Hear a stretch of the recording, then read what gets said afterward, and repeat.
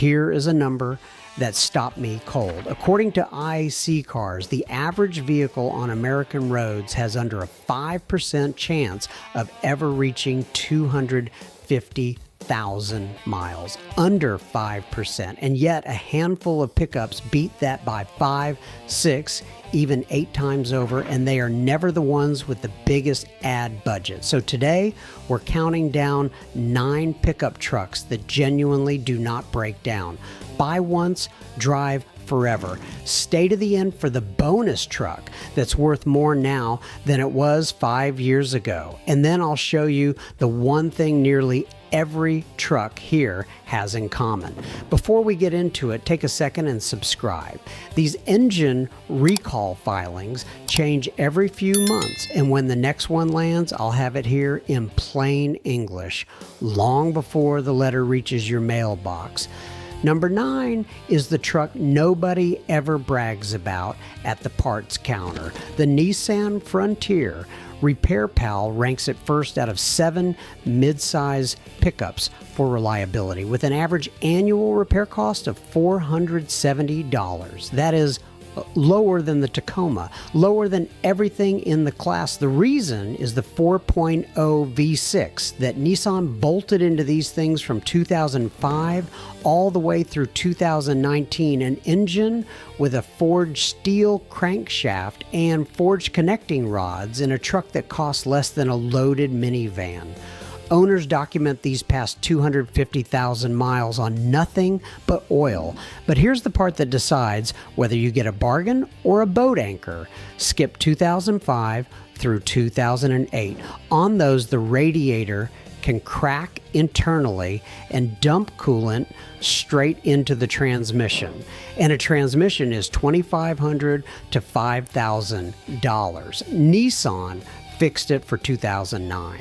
So when you go look at one, pull the transmission dipstick before you shake anybody's hand. If that fluid looks pink or milky, walk away and don't feel bad about it. Number 8 is a truck a lot of you already had in your driveway once. The Chevrolet Silverado 1500 and its twin, the GMC Sierra.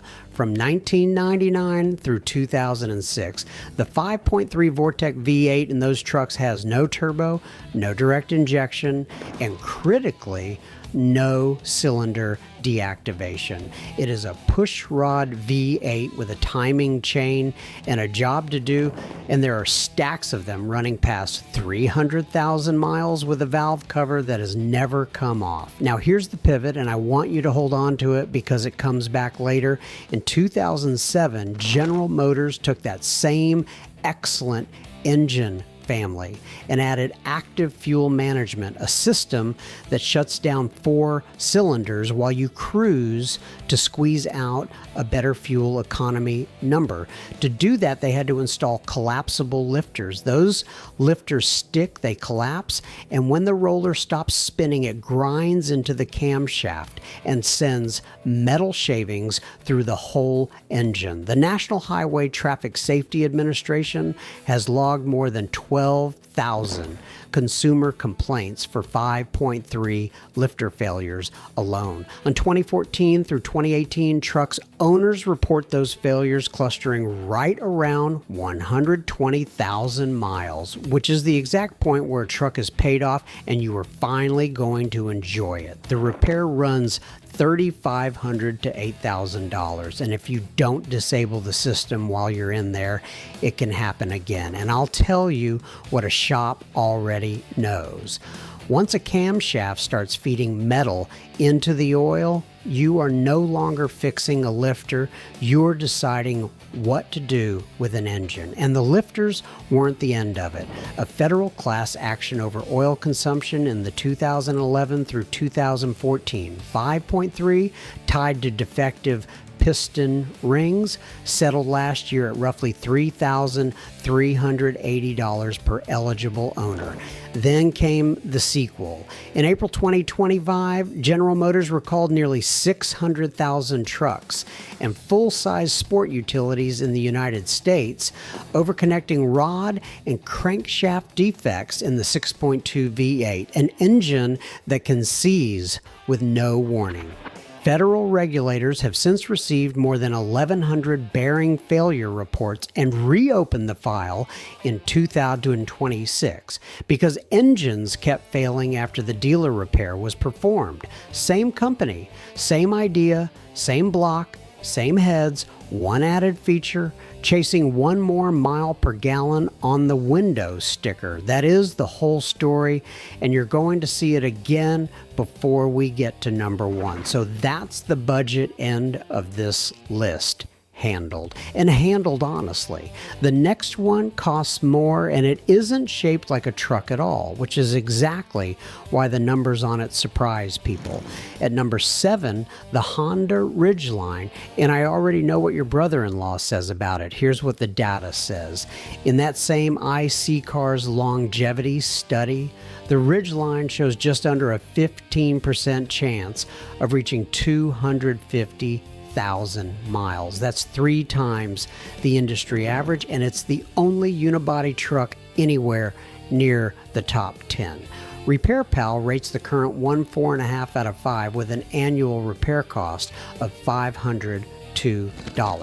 The reason is Honda's 3.5 V6, an engine that has been in Pilots and Odysseys and Accords for 2 decades and routinely clears 250,000 miles without the cylinder heads ever coming off. One thing you must budget for, that V6 uses a timing belt, not a chain, and it needs replacing around 100,000 miles for roughly $1,000. If the seller can't show you that receipt, subtract it from what you offer. Best used years are 2009 through 2014, and then 2019 and 2021 through 2023. By the way, if you're trying to keep your car running for as long as possible without wasting money at the repair shop, I put together a guide called the 500K Mile Car Care Bible. It shows you the 101 habits that protect your car, the warning signs you should never ignore, and how to spot the mechanic upsells that quietly drain your wallet. If you want it, just scan the QR code on screen with your phone's camera or grab it from the first pinned comment below. Consumer Reports, which has never been sentimental about anything, called it the best compact truck they had ever tested, measured 20 miles per gallon overall in their own testing, and rated the current one about average for reliability against all new vehicles, which in a segment full of turbochargers is a compliment. Towing is capped at 5,000 pounds and the bed is shallow. So no, it won't pull a gooseneck, and if that's your life, skip it. It will start every single morning for 15 years with a garden hose and an oil filter, and for a whole lot of people, that is the actual job description. Number 6 is the best-selling vehicle in America, and I'm putting it here with one very large condition attached. The Ford F-150 with the 5.0 Coyote V8. Only that engine. Repair Pal puts the F-150's annual repair cost at $788 against a full-size truck average of $936, and the 5.0 specifically has a long, boring record of reaching 250,000 to 300,000 miles. It's naturally aspirated. It has a straightforward engine bay any independent shop can work in. Now, the condition. The 3.5 EcoBoost sitting next to it on the same dealer lot has a documented cam phaser problem, and out of warranty, that repair runs $1,500 to $4,000, sometimes higher when both banks need doing.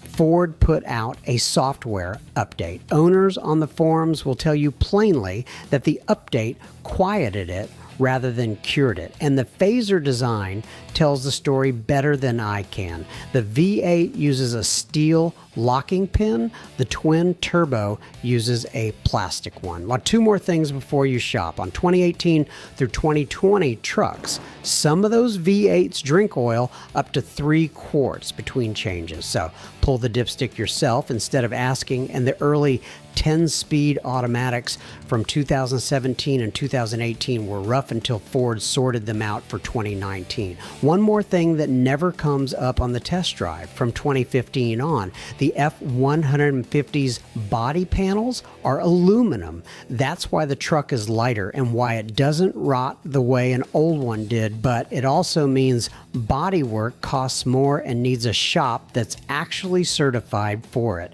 Ask your insurance agent what that does to your premium before you sign, not after.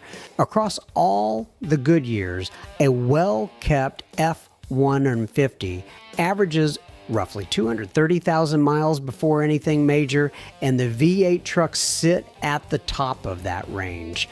Look, I understand exactly why people buy the EcoBoost. It pulls beautifully and it's quick, and the salesman has the tow numbers memorized. I'm telling you, which one is still going to be sitting in your driveway in year 12? If this list has already saved you from one bad purchase, hit the like button. It costs you nothing, and it's the only reason the next guy shopping this weekend ever sees it. Number 5 belongs to the Toyota Tacoma, and I want to be precise about it because Tacoma and good Tacoma are not the same sentence. In the J.D. Power 2026 U.S. Vehicle Dependability Study, which surveys owners of 3-year-old trucks, the Tacoma won the mid-size pickup segment outright, and no other mid-size truck even scored at or above the segment average. iSeeCars gives it just over a 25% chance of reaching 250,000 miles, more than 5 times the industry number. Repair Pal has it at $478 a year. Those are the headlines. Here's the fine print that the badge does not protect you from. Skip 2005 through 2010 unless you have personally crawled under it with a flashlight, because frame corrosion on salt belt trucks got bad enough that Toyota ran an extended frame warranty and bought some of them back. Skip 2016 and 2017, where the 6-speed behind the 3.5 V6 hunts for gears on hills and the timing. Cover develops leaks. The years to hunt are 2013 through 2015 and 2018 through 2023, with 2021 through 2023 being the sweet spot, because that's the last naturally aspirated V6 Tacoma Toyota ever built. And I'll be honest about the money because you're going to feel it. A used 2024 averages $38,600. A 2025 averages just over $41,000. That is new truck money for a used truck. You're standing at the desk, the salesman knows the badge does the selling for him, and he isn't going to move much because he doesn't have to. 2 things soften that. First, the second generation trucks from 2013 through 2015 use the older 4.0 V6, which has none of the timing, cover drama, and a shocking number of survivors past 250,000 miles. Second, if you can drive a stick, hunt the manual. It's simpler, there are fewer of them, and it hands you money back at trade-in time instead of taking it. And if the Toyota tax is just more than the budget allows this year, that clean 2014 Frontier we opened with is sitting on the same lot for a fraction of the price, doing 80% of the same job. Number 4 goes to the heavy-duty twins, the Chevrolet Silverado 2500 HD and the GMC Sierra 2500 HD with a 6.6 Duramax diesel that General Motors introduced for 2017. In the iSeeCars longevity data, the Sierra 2500 HD shows a 22% chance of hitting 250,000 miles, and the Silverado 2500 HD 16%. And the reason is a cast iron block with cross-bolted main bearing caps, and more importantly, what General Motors took out. The previous generation from 2011 through 2016 used a Bosch high-pressure fuel pump with a reputation for grenading itself and sending metal through the entire fuel system. And that repair regularly clears $10,000 because everything downstream has to be replaced. For 2017, General Motors switched to a Denso pump, different design, and the horror stories largely stopped. What still needs watching is the emissions side, which is true of every modern diesel. The exhaust fluid heaters, the soot-fouled sensors, and water pumps on the earliest 2017 and 2018 trucks. If you're shopping 2020 and newer pairs the engine with a 10-speed Allison instead of the older 6-speed, and it's the version I'd want, because the Allison name on a heavy-duty transmission has meant something for a very long time. From the factory, these run 445 horsepower and 910 pound-feet of torque, and General Motors bumped that to 470 and 975 for 2024. You do not need more than that. Nobody does. And here's the counter move for the lot. If a dealer walks you toward a 2013 or a 2015 with a great price and suspiciously low miles, ask exactly one question and then stop talking. Has the injection pump been addressed? And can I see the invoice? If the answer is a shrug or a story, that discount isn't a discount. It's a down payment on a $10,000 fuel system. We have 3 left, and every one of them is a truck people hand down to their kids. 2 are diesels, the one at the top is not.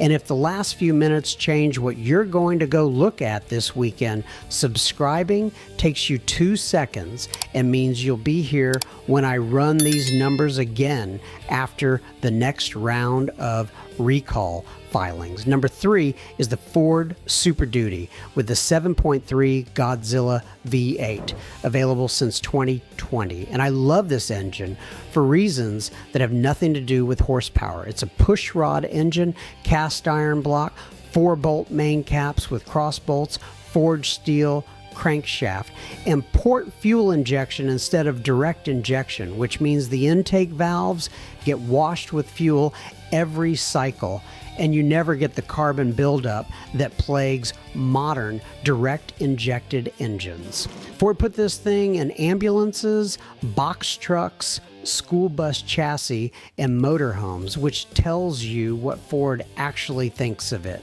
Now, the 2 things you need to know, and these are worth writing down. First, the variable displacement oil pump can drop pressure at extended low idle. And on trucks that sat idling for hours, that has caused cam and lifter damage somewhere between 70,000 and 150,000 miles. Ford issued a free customer satisfaction program that recalibrates the oil pressure. Ask your dealer for program 24B27 by name and make sure it's been applied.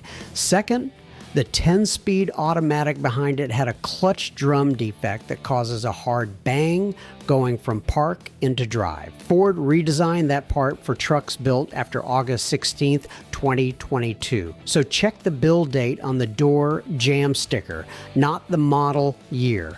A Godzilla built after August 2022 with that oil pump programming done is a very different truck from an early one. And almost nobody at the dealership is going to volunteer that distinction to you. Now, the money argument, because this is where it really wins. Ford charges roughly $11,000 to $13,000 to move from a gas engine up to the 6.7 diesel. Diesel fuel costs more, the exhaust fluid costs more, and the emissions hardware on any modern diesel will eventually hand you a bill. If you tow a camper 8 weekends a year and the truck has to start Monday morning for work, the big gas V8 gets you 90% of the capability without the diesel's running costs or its complexity. That's not a compromise. For most people watching this, that's the correct answer, and the reason the used market has caught on and started charging a premium for these. Number 2 is the Ram Heavy Duty with the 6.7 Cummins inline 6. In the iSeeCars longevity study, the Ram 3500 is the #1 longest lasting pickup in America, with just under a 40% chance of reaching 250,000 miles.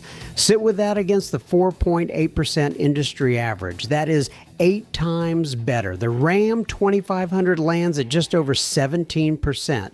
Cummins itself publishes durability ratings for this engine, and here's what they mean in plain language. At 250,000 miles, roughly 1 in 10 will have needed major work, and at 350,000 miles, about half will. Half of them are still going at 350,000 miles. There are owners on the Cummins forums past 786,000 miles on original engines, and one recreational vehicle transporter put more than 2.5 million miles on a Ram 3500. And Ram is not living on old glory here either. In that same J.D. Power 2026 dependability study, the Ram 1500 won the large light-duty pickup segment outright, climbing 13 points in a single year to take first place from fourth. The used sweet spot on the heavy duties right now is 2017 through 2022. If that's out of reach, the fourth generation trucks from 2010 through 2018 carry the same engine family, and the later ones got the rear coil springs and the AS and transmission, which is the combination the Cummins crowd actually argues for. 3 honest warnings, and I'd rather you hear them from me than from a service writer. The emissions hardware, the exhaust gas recirculation cooler, and the particulate filter will cost you money long before the engine ever does. On high mileage trucks, the transmission usually gives up first, which is exactly what the men with 600,000 miles will tell you if you ask them. And a modern diesel hates short trips. If your truck's whole life is 4 miles to town and back, you are buying the most expensive way to do that errand. And at #1, the Toyota Tundra with the 5.7 V8, built from 2007 through 2021, and in my opinion, the single best long-term truck purchase available to a normal person right now. In the iSeeCars longevity study, the Tundra is the longest lasting light-duty pickup on the market, with a 30% chance of reaching 250,000 miles, more than 6 times the industry average. It's a 5.7-liter V8 making 381 horsepower, and Toyota did 2 things building it that almost nobody does. They X-rayed the cylinder blocks to catch casting flaws before assembly, and they ran more than 800,000 miles of durability testing before the engine ever went into production on simulated gravel, ice, desert, and flooding. Then there's Victor Shepard, a Louisiana owner who put 1 million miles on a 2007 Tundra, handed it back to Toyota, bought another one with the 5.7, and proceeded to put 1 million miles on that one too. The 2018 and 2019 trucks took J.D. Power's highest dependability award in their category. Kelley Blue Book has 85% of 2017 Tundra owners saying they'd recommend it with their highest marks in reliability. Now, let me tell you what's wrong with it, because there is no perfect truck. On 2007 through 2015 models, the secondary air injection system can fail and light up your dash, and that repairs $1,500 to $2,500 at a dealer. It's an emissions part, not an engine problem, but it's real money. And the fuel economy is 13 in town, 17 on the highway. You're going to pay for that V8 every time you fill it. The years to hunt are 2014 through 2001, where complaints filed with the National Highway Traffic Safety Administration run under 200 a year for most of the run. Here's the market reality. A 2018 double cab carries a Kelley Blue Book Fair purchase price of roughly $22,900 to $29,500, and the average used Tundra of any year sells for just under $38,000, about 30% above the average used vehicle. These do not depreciate like normal trucks, and now you know why. And here's the part that got me. Toyota killed the V8 after 2021 and replaced it with a 3.4 twin-turbo V6. That engine has now been recalled 3 separate times in May 2024, November 2025, and again in May 2026, covering more than 270,000 trucks and Lexus models for machining debris that damages the number one main bearing and can stall the engine at speed. Toyota has already replaced more than 70,000 engines, and in the latest filing, the company acknowledged that its earlier manufacturing fix did not fully solve it. If you are shopping a newer Tundra anyway, 2 facts are worth real money to you. The hybrid version, the iForce Max, is excluded from all 3 recalls, and engines built from July 2024 onward use a redesigned main bearing and sit outside the recall population. Ask for the build date and check the VIN yourself, but my honest recommendation is simpler than any of that. If somebody handed me truck money tomorrow and told me it had to last 20 years, I would go find a 2019 or 2020 Tundra with a 5.7, pay whatever the market says it's worth, change the oil, and stop thinking about trucks entirely. That's not a hedge, that's what I'd actually do. Now the bonus I promised you, and it's the only truck on this list that is worth more money today than it was a few years ago. The 1999 through 2003 Ford Super Duty with the 7.3 Power Stroke diesel, cast iron block, cast iron heads, and almost no emissions equipment because it was built before the rules arrived. Ford discontinued it early in 2003, partly because it couldn't meet California noise regulations, and replaced it with the 6.0, an engine that makes experienced mechanics stare at the floor. An unmodified, maintained 7.3 reaching 400,000 to 500,000 miles is not a miracle story, it's a Tuesday. Clean examples hold their value like nothing else in the diesel world, and low mileage ones sell north of $30,000, which is more than plenty of newer Super Duties. What to watch? The control modules that fire the injectors are the age-related weak point now, and the frames rust. Get underneath it before you get excited. So go back down that list with me. The Frontier's naturally aspirated V6, the pre-2007 Vortec Honda's port-injected V6, the Coyote instead of the twin-turbo, the last naturally aspirated Tacoma, a pushrod Godzilla, an iron Cummins, an iron 7.3. Every single truck that earns its way onto a list like this is a simple, understressed machine, and every catastrophic failure making headlines right now is complexity added on top of a proven engine.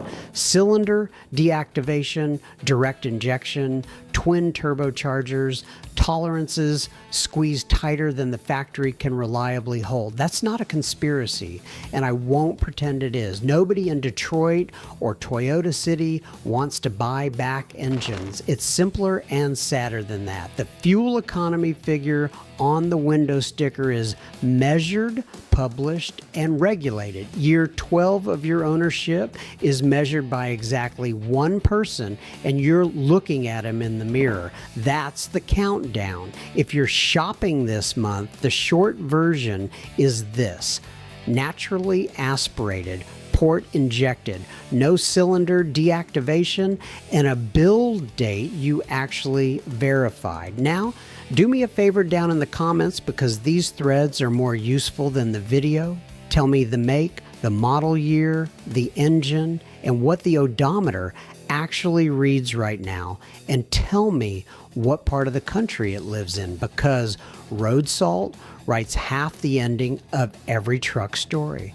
Subscribe if you want the next one, and here's what it is. I've been pulling the numbers on the trucks that are quietly costing owners the most per mile to keep on the road, and 2 of them are trucks people on this channel swear by. That one's going to start an argument. See you then.